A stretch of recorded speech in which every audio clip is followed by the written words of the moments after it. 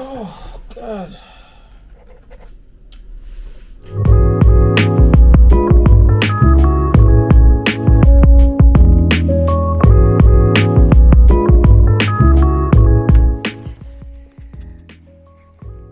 I'm surprised that I came back. I'll be real. I'm surprised that I'm here again. Am I surprised? I don't know.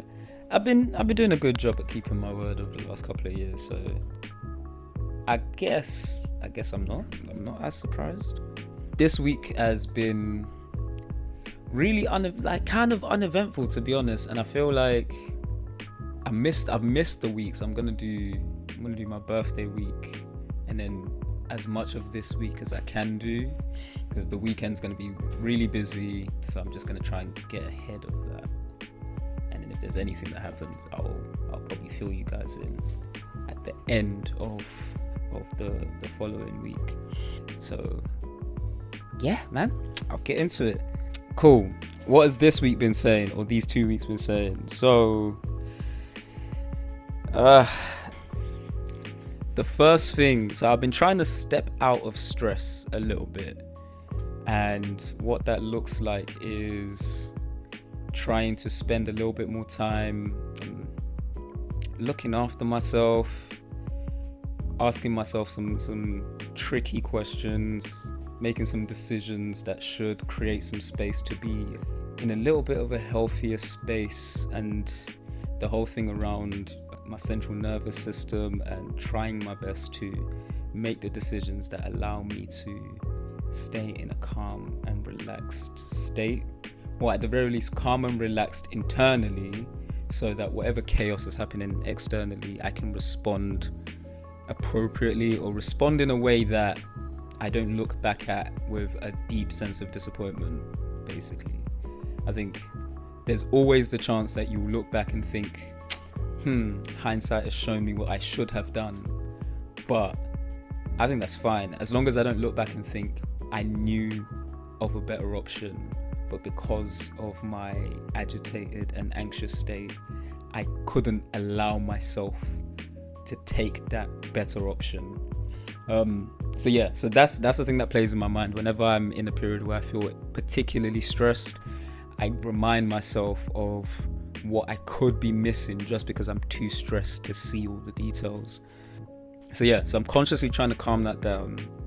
And I'll never forget, in sixth form, my best friend, or my closest friend, still my closest friend till today, let me know that he knows I'm stressed because my hair looks an absolute mess when I'm losing my shit. My hair looks horrible.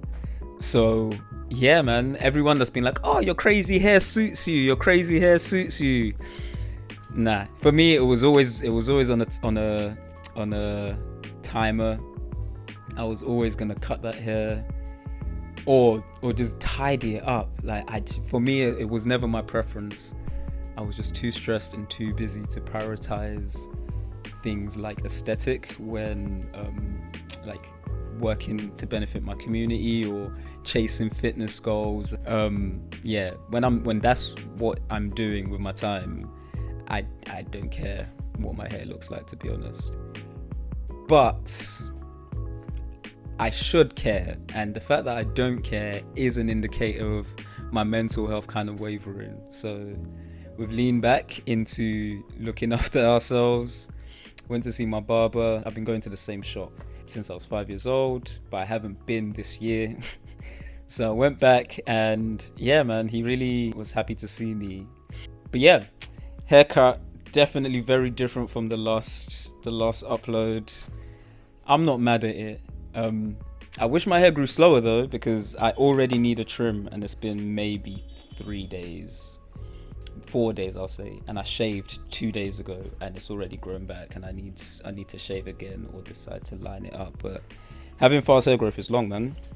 The next thing, so on the 3rd of July, it was my birthday. Woo, yay me! Yeah, birthdays are a hard time for me, just because for the last 10 to 12 years now, it just seems that every year on or around my birthday, horrible things happen to me, or things that create a really, really negative, toxic, or difficult atmosphere tend to happen every single year without fail. So as a result of that, usually I just don't do anything on the day. I start to feel extremely anxious as the day approaches, and I really only have respite on the 4th of July. Like, I only do things really on the 4th of July, even though my birthday's on the 3rd. And it's just been that way for literally over a decade. So yeah, so I tried to do something this year. I just wanted to go out and go for a meal with my sister. And just like clockwork, it was an intense and difficult period of time. As it, like, the day before, quite a few tension points kind of popped up, and I almost cancelled the plans and just wanted to withdraw back into my shell and seek safety within myself if the external world wasn't going to be a safe place to be. But luckily, I decided not to do that. I didn't want to go outside, but I just decided that it would be the better option, regardless of whether or not it was my preference in that moment in time. And I'm very happy I did that, man. My brother is amazing too. I never want them to feel like I'm picking one over the other, but spending time with my sister is never something I regret. Like, she's such a great time. The way I described that whole period of time, it was like being on a sinking ship, but with the funniest comedian that the world has ever known. Because yeah, there's a catastrophe everywhere you look, yet you can't stop laughing and smiling. And yeah, I really appreciated getting to spend that day with her. It really meant something. I think if we weren't siblings, I would want to be their friends. So I'm not mad at it. But yeah, man, 31. People keep asking me, how does it feel? My body age is still like 25, 24.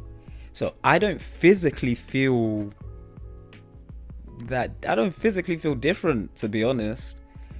I think there is a thing around like the mental clock and things that I want to get done by certain ages, and those ages are coming up, and it's not necessarily societal pressure, because I think most of society doesn't know what it's talking about. Most of the social commentators have personal biases, so their recommendations for what I should do aren't really based on me, so I don't really take them too seriously. But my personal desire to do certain things by certain times, that's kind of creeping up more and more and more. So that's the main thing that's on my mind / was on my mind approaching the day. And it's stuff like I want to be a dad at some point in my life, and I'm aware that the type of dad I want to be, if I have kids too late, I'm not going to get to be as active and present in their lives as I would like to be. So yeah, there's a part of me that's just conscious of that and just trying to not freak out, not be overwhelmed, not react in like a really predictably intense way, but just holding that concern and moving forward with that in mind, and trying to see where my plans can be altered, shaped to create some more and more space for that consideration. But other than that, I feel exactly the same, man. The stuff I was doing the day before is the same stuff I was doing on the day and the day after. So I don't know. I feel like if I didn't do as many health things as I do, maybe there would have been a change after 30. I feel like when you get to 30, or when you get to these like landmark ages, I think you really don't feel a difference if you've looked after yourself in a way that allows you to maintain a certain level of health. But I think if you're not looking after yourself like that, then time will do what time does. Like the law of enthalpy will take you from order to disorder. But if you are reinstating that order regularly, you don't go downhill as quickly. So you might be deteriorating. You don't really experience it as noticeably as your age mates when you hit these benchmark ages and stuff like that. So that's how I feel, man. I don't feel any different, to be honest. So yeah, man, it's a vibe.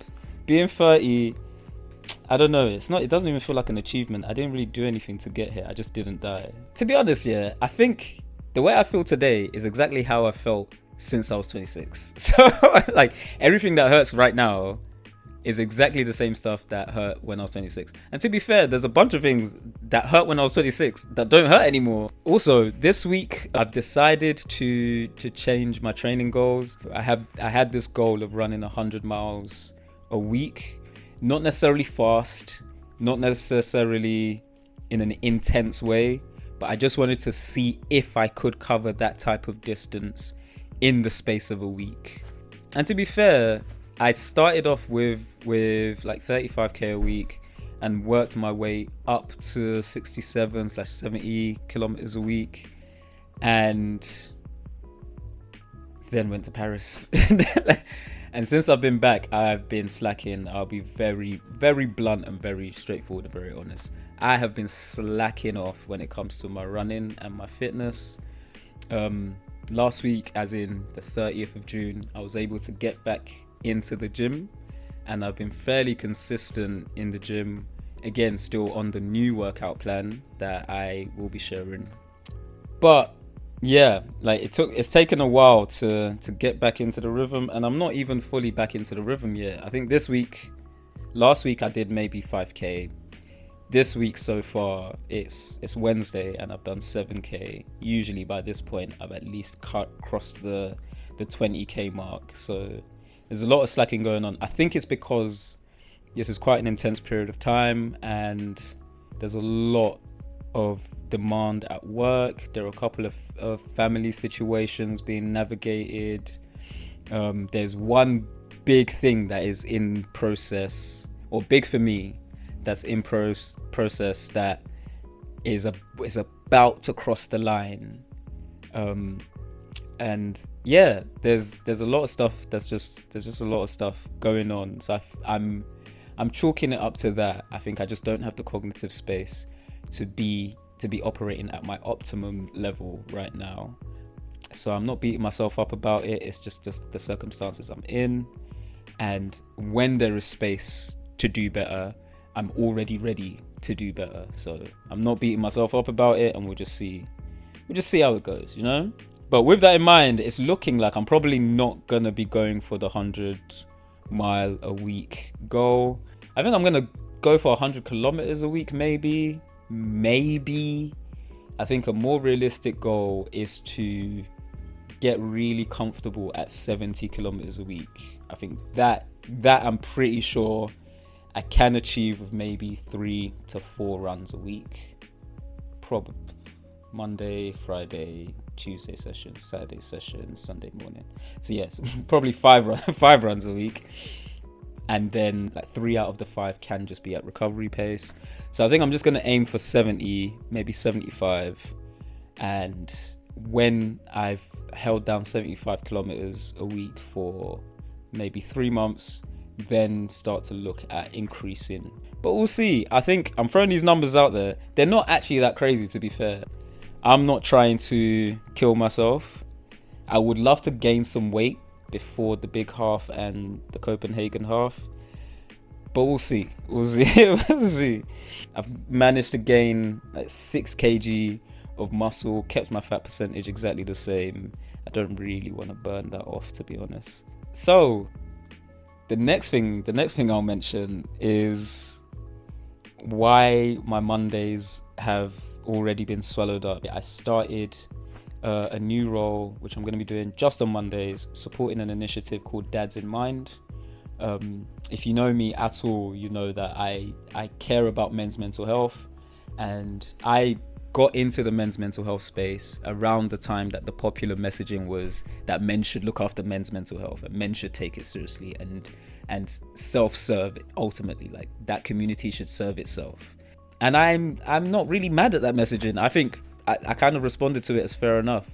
And ever since then, I've kind of been really invested into that men's mental health and just mental health in general, but men's mental health because I have suffered as a result of men's mental health not being taken seriously. So I kind of, it's a priority to me to do whatever I can so that other people don't have to experience life in the way that I experienced it, and don't have to suffer in the way that I suffered. They might still choose a path that takes them that way, but it shouldn't be as a result of my contribution. So that's how I kind of hold it in my head. There was an opportunity at work because I was able to negotiate my 3-day working week. There was an opportunity at work to support this project on Mondays, not indefinitely. So I'm supporting them until they can find a full-time person to join the current project worker. And as a result of my past experiences working in the men's mental health sphere, my experience within my own family and the role I've had to play there, obviously I'm not a dad, so there's that for me to be aware of and to hold on to, and to kind of wear on my chest and just be very open that I'm not coming in here telling dads how to be dads. That's not what I'm doing here. All I'm doing is I want to be here and to be a support for you when it comes to mental health conditions. I want to be able to share information that will help the men who attend. I want to be able to have conversations that help those men reframe things in a way that helps them feel more able to face their responsibilities and to hold those responsibilities well. So for me, that's what I would love to impact on the project, and that's why I decided to take it on board.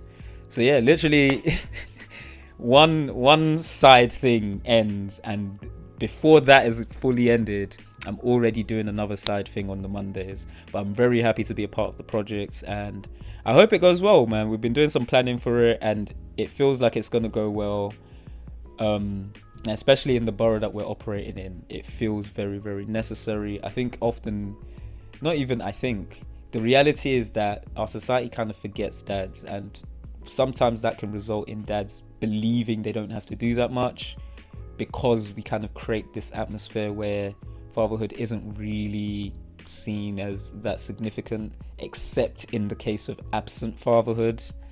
So I think there's a real opportunity to reframe what it means to be present for your child and for your partner, and to share that with men in a way that can make a real impact for them personally, but then hopefully, even if it's in the tiniest way, maybe that impact can then reverberate across the local community, and fingers crossed, maybe in a very tiny way reverberate across all of society right now.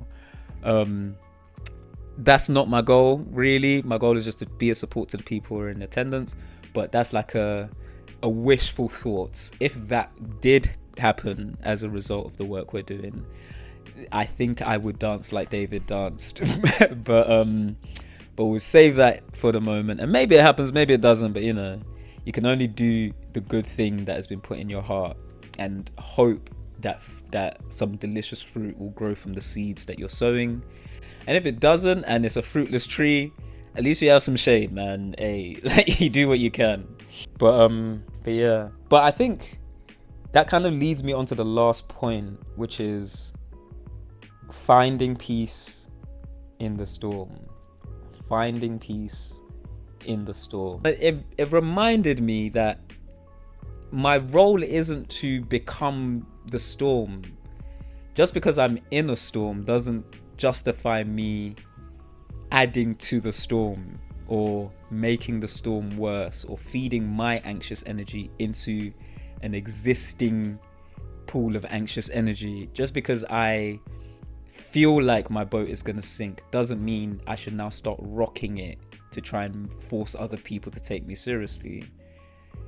And actually engaging in those awkward or intense moments in that way kind of ruins your own experience. I think storms can be horrible. Like, don't get me wrong. I don't want to over romanticize something that is in fact just difficulty. But I think even in horrible things, there are lessons to be learned, and there is wisdom to gain, and there is refinement on offer if you want it. And I think that was the lesson I got from some of the things that happened, was that actually, one, this is an opportunity for me to realize how far I've come. I've come a very long way. I put a lot of work into no longer being the person that responds in that way, And the situations that happened just gave me an opportunity to see myself and see myself respond in completely different and more peaceful ways, and to appreciate that and appreciate that growth. So yeah, man, it was a vibe. But I miss my unruly self. I miss the version of me that knew how to use fear to make people behave themselves. I miss it, but do I miss it enough to want to go back there? Nah. Like, I would rather you listen to me because you value what I have to say. I would. And if I have to make you listen to me, I'd rather not talk. And that's just where I am now. Yeah, last week kind of reminded me that I have learned that lesson. And like every other human, I'm gonna have to continue relearning that lesson, because human memories are extremely short and fickle. And situations can polarize you against your past self even. So yeah, finding peace in the middle of the storm is definitely the takeaway from last week. And to be honest, from the majority of this week, because it's festival week. Like, we're doing a 3-day festival at work. And this whole time, this is my first year doing it with them. I'm the lead designer, all that stuff. But this whole time, I'm not gonna lie to you, because of the size of the organization, I thought maybe it's gonna be like a large park fete or community fete type of thing. Nah, bro, it's a festival. It's a festival. Like, it's a festival. It's a real, like, it qualifies to be called a festival. I'm just like, yo, to the extent like certain members of staff are camping on site just because of like how intense the running order and the demands and things like that are. I'm not doing that. I'm not doing that. But yeah, like, I've been sat in this room designing assets for what feels like the last 6 months. When you're working with people, you, even if you don't want to, you find yourself having to accommodate things just to keep the momentum going, and just to encourage people and to be present in a way that is realistic to your situation, and might not be the ideal for you personally, but it means the job can still get done. But it's been a really interesting journey. I think sometimes I ask myself, why am I surprised? But I'm always surprised when people think the work I'm doing is good. I don't know why. I enjoy my stuff, but I never expect other people to care about anything I'm doing. But yeah, I have a massive problem being perceived, but I need to get over it, man. Or I need to build my life in a way that allows me to engage with that a little bit more safely. But yeah, it's a vibe. We're gonna have a 3-day festival this weekend.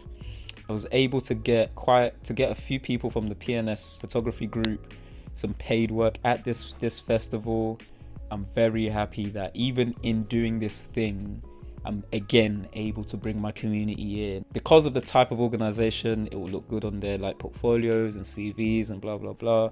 So yeah, that makes me extremely happy that I don't get to sit in this like winner's circle alone. Like, there are people with me, and we all get to be happy that this opportunity has found all of us in all the various different ways. So yeah, man, I think that's it. I don't have a conclusion section this week because, as I mentioned, it's been a crazy week. I didn't even think I would have time to film this, to be honest.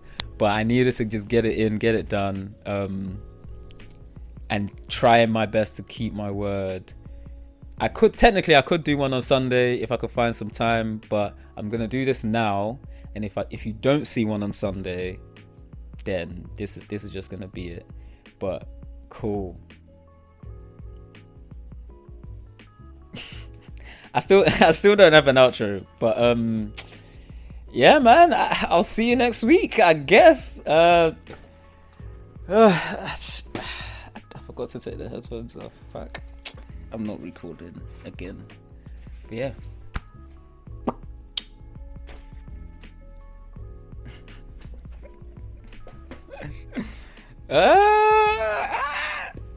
See ya.